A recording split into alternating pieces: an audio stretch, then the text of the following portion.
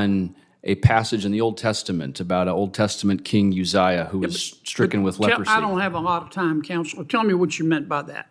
Sure, that Do many... you believe that fornication is a form of sexual perversion? Hey folks, welcome back to the channel, the place where truth and common sense still matter.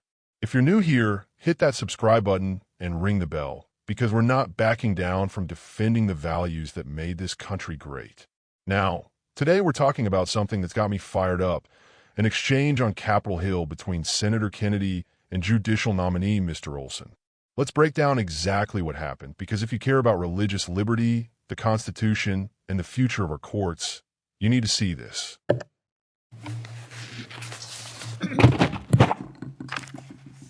Mr. Olsen, I believe I looked at your resume. You are an elder in the Reformed Presbyterian Church of North America. Is that correct? I am an ordained elder in the RPCNA. I am not actively serving. In August of 2015, you gave a sermon at the Second Reformed Presbyterian Church. Do you remember that? 2015, I think that might have been a Sunday school lecture, but I spoke, yes.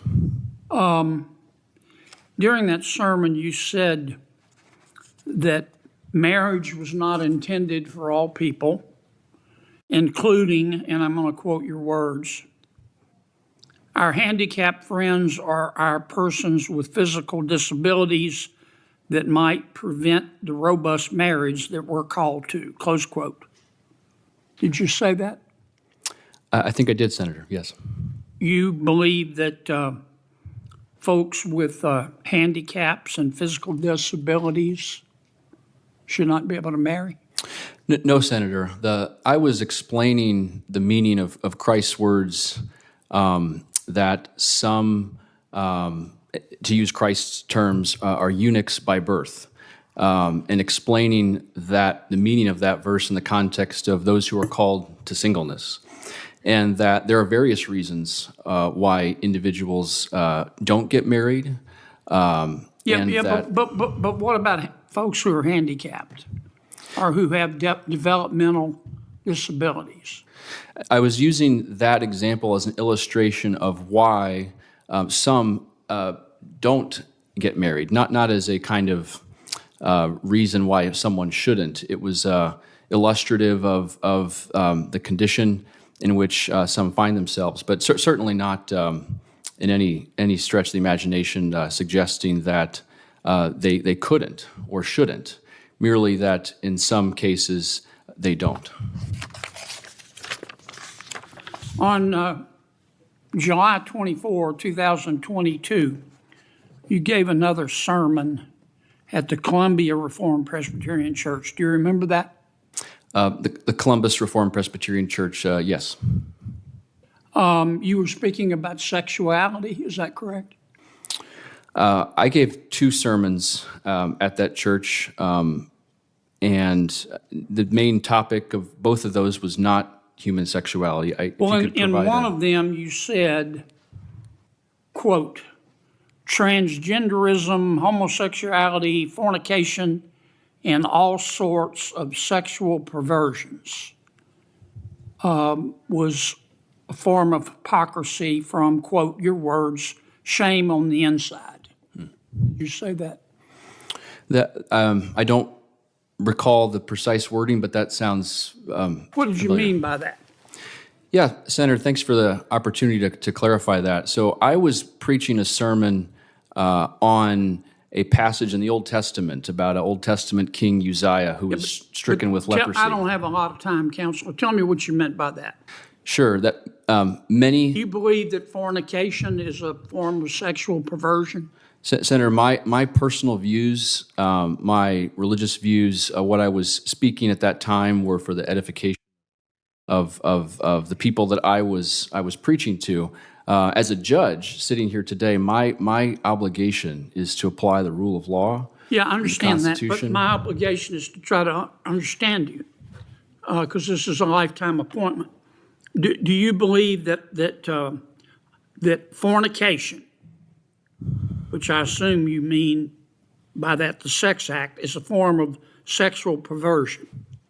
Senator, the doctrine of the church that I was at does state that fornication is a sin. Well, what do you mean by fornication?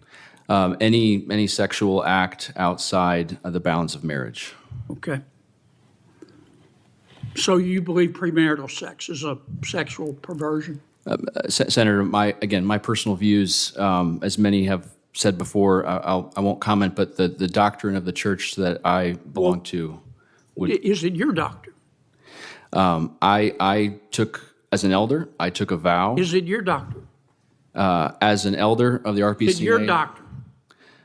Senator, my personal views as a judge are not the object of what I would rule upon. Give me one more minute, please, Mr. Chairman. On August the 23rd, 2015, you spoke in Sunday school, and you said, quote, "I'm not saying women can't have careers. That's not what I'm saying." No, strike that. I'm reading the wrong quote. I apologize.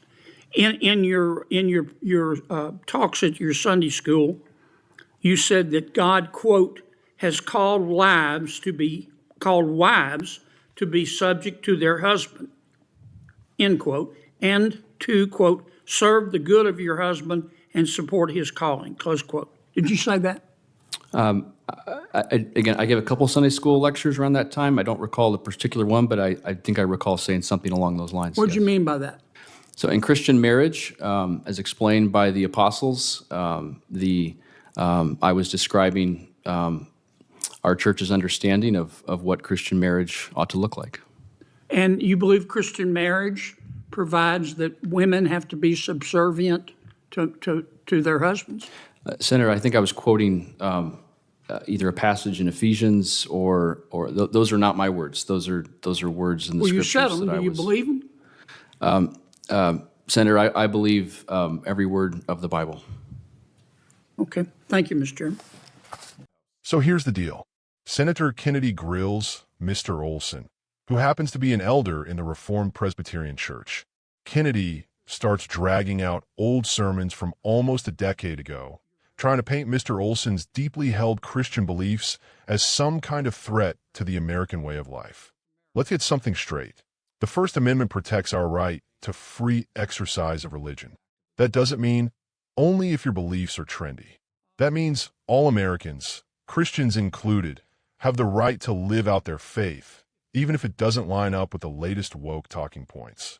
First, Kennedy brings up a 2015 sermon where Mr. Olsen said marriage isn't intended for everyone, mentioning handicapped friends.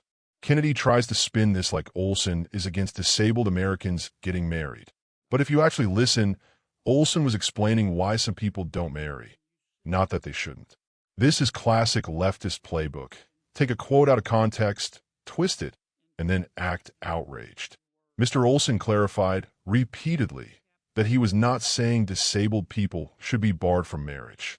He was talking about singleness as described in the Bible and the reality that not everyone gets married. That's just truth, not bigotry. Next, Kennedy goes after Olsen for quoting his church's doctrine on sexuality. He asks if Olsen believes fornication, sex outside marriage, is a sexual perversion. Olsen explains, calmly and clearly, that's what his church teaches, but as a judge, his job is to apply the law, not impose his personal beliefs. Now, let's ask, why is it suddenly controversial for a Christian to believe what Christians have believed for 2,000 years? We're talking about mainstream, orthodox Christian doctrine here.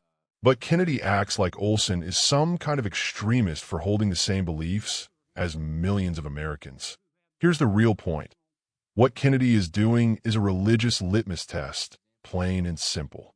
He's trying to scare Christians out of public service by making them defend their faith on national TV. That's not just wrong, it's un-American. Then Kennedy presses Olsen on his statements about marriage, that wives are called to support their husbands, as stated in Ephesians. Olsen, again, says he's just affirming Scripture. Let's be honest. The Bible is clear about the roles in marriage. That's not subjugation. That's mutual love and respect. Something progressives don't seem to understand because they're too busy rewriting history and attacking tradition.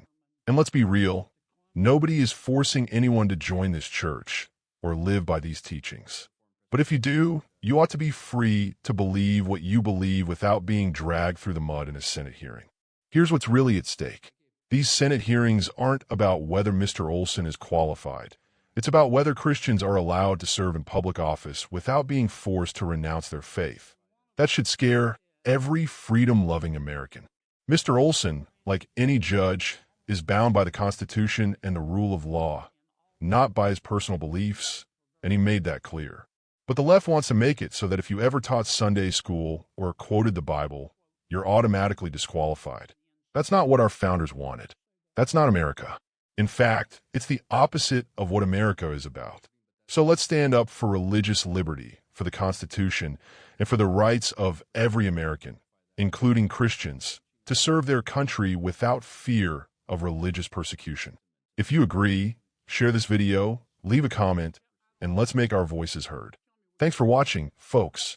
Stay strong, keep the faith, and God bless America.